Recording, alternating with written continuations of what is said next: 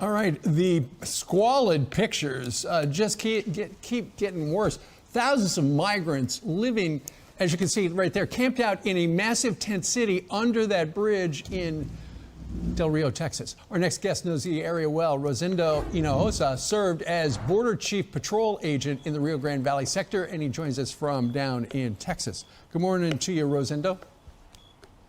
Good morning, Steve. How you doing? I'm doing okay. We called you in because we got a bunch of questions.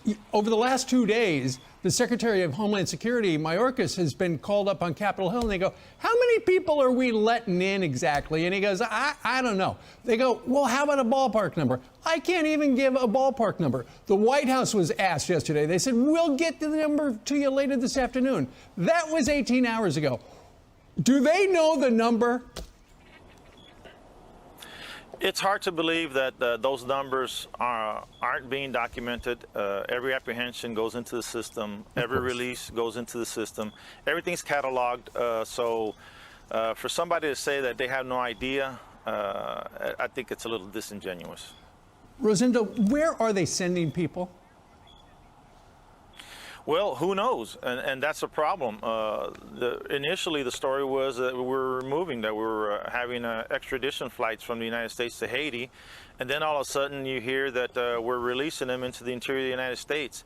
And they're giving them a notice to respond instead of a notice to appear, which doesn't have the same legal weight as a notice to appear. So if somebody doesn't show up to their court date, or their immigration appointment, then we can issue a warrant of arrest for them. Yeah. With this notice to respond, it's more like on good faith, and we've seen how that works out. Yeah, I think I've heard, what, only about 20% of people actually show up when they're supposed to? Well, in the old days, it was more like 95% that didn't show up. So maybe the process has improved. Yeah. So help me understand, why is the administration playing dumb with the numbers and not telling us where they're putting people? Well, that baffles me. You know, usually you have an administration, and we all have different political philosophies on whichever side of the aisle you're on. But border security is not a political issue. Border security should be everybody's concern. Sure. These are people that are coming in, and these are the people that we're catching. We don't know what we're not catching. The people that we're catching, you know, in this sector alone, you've had over 200,000 I think Hondurans. Yeah. You've only had about 80,000 Mexican nationals that have been apprehended here. So we're over 520,000 apprehensions in this sector compared to less than 80,000 last year. So that's a what, 500 and something% increase. Yep. It's amazing the amount of people that are coming to the United States, and they're coming because we created the magnet, and the magnet is catch and release. And this is not a hard solution. I mean, it's not a hard problem to solve. The solution is very easy. You detain and you remove, and you deliver consequences.